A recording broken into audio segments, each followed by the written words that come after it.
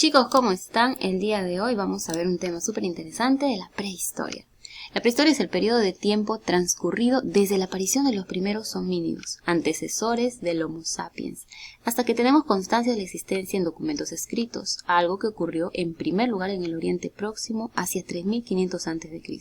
Durante este periodo vamos a ver cómo el hombre pasa de vivir en cavernas a la aparición de sociedades complejas, que dieron lugar a los primeros estados de civilización.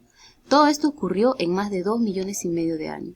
Los historiadores solían dividir la prehistoria en dos periodos, la edad de piedra y la edad de los metales.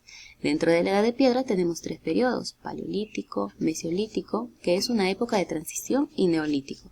El paleolítico es el periodo más largo de la existencia del ser humano. De hecho, abarca más de un 99% de la misma. En el paleolítico el hombre, y cuando decimos hombre no nos referimos al Homo sapiens actual, sino también a sus antepasados, del género Homo aprende. Empieza a tallar pequeños utensilios de piedra de hueso de animales. En este periodo también hay evidencias de que aprende a domesticar el fuego. Domesticar el fuego es probablemente la mayor palanca de progreso de la historia de la humanidad. Junto con la aparición de la escritura, el hombre vivía al aire libre o en cavernas. Se alimentaba de vegetales, de frutos y también cazaba animales. Estábamos en una sociedad cazadora-recolectora. Aunque pudiésemos vivir temporadas en una misma cueva, para subsistir debía moverse a aquellas zonas donde abunde más la comida, es decir, el hombre era nómada. Los expertos sitúan la aparición del Homo sapiens al primer ser humano moderno en África. Fue denominado era mitocondrial, y de aquí surgió toda la humanidad.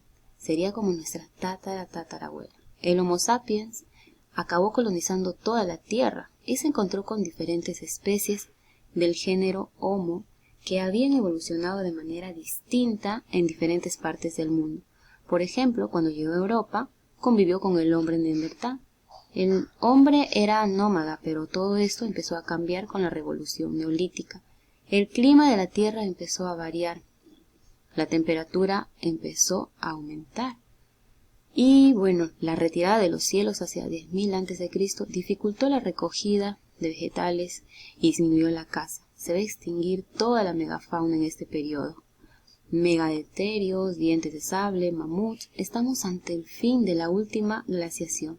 Se denomina revolución neolítica, a una transformación radical de la humanidad en cuanto a su modo de vivir. La sociedad pasa de ser nómada, sedentario, neolítico. Significa piedra nueva, pues el hombre desarrolla alguna industria lítica más sofisticada donde la piedra se pulía, distinguiéndose de la verdadera revolución acontecida en el Neolítico. La verdadera revolución fue la aparición de la agricultura y la ganadería. Como aparece la agricultura y la ganadería, el hombre se tuvo que conformar con lo poco que le ofrecía el nuevo ecosistema. Jabalíes, cabras, conejos. Muchas zonas de la tierra se convirtieron en zonas desérticas. El hombre se instaló en las cuencas de los ríos. Los ríos eran fértiles, el Nilo, el Tigris, el Éufrates. Es aquí donde empieza el proceso del Neolítico, acción en la zona que conocemos como creciente fértil en forma de media luna. Este cambio no se produjo de forma rápida ni de la misma manera que en todos los lugares, y tampoco ocasionó el abandono de las anteriores formas de vida. La domesticación de animales se produce en esta época, a excepción de la domesticación del perro, que es el anterior. Después del perro llegó el turno a la cabra, a la oveja, cerdo. El hombre también aprende a domesticar las especies vegetales y a controlar las cosechas. Los primeros cultivos son de trigo, cebada y leguminosas, como la lenteja, el garbanzo, el guisante. Todo esto permitió al hombre producir sus propios alimentos y no ir tras ellos. Ya no tiene que cambiar de lugar de residencia, solo aquellas zonas de mejores condiciones climáticas y de fertilidad. La sedentarización fue un hecho. Los primeros agricultores desarrollan en el sentido de la propiedad. Trabajan y se agrupan en poblados. Podemos citar como los pobladores neolíticos más importantes a Jericó, Palestina, Tel Mureybek, Siria y Catal Huyuk, península de Anatolia. Estos pobladores empiezan a tener excedentes de alimentos que pueden almacenar siempre y cuando las cosechas fueran buenas, pues el nuevo sistema productivo podría irse al traste si no llovía o si los vecinos pobladores de al lado les robaban el alimento. Con el excedente surge el comercio y también la necesidad de protección.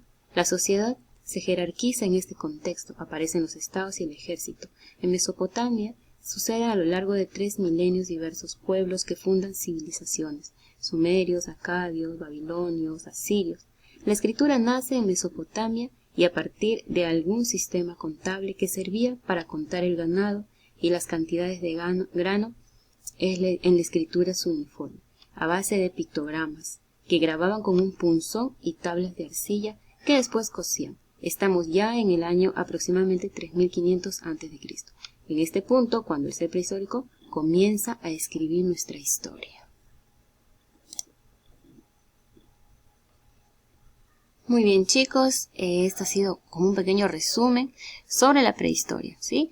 Ahora con esta ayuda espero que puedan desarrollar todas sus tareas y también puedan recordar cómo nace todo este mundo.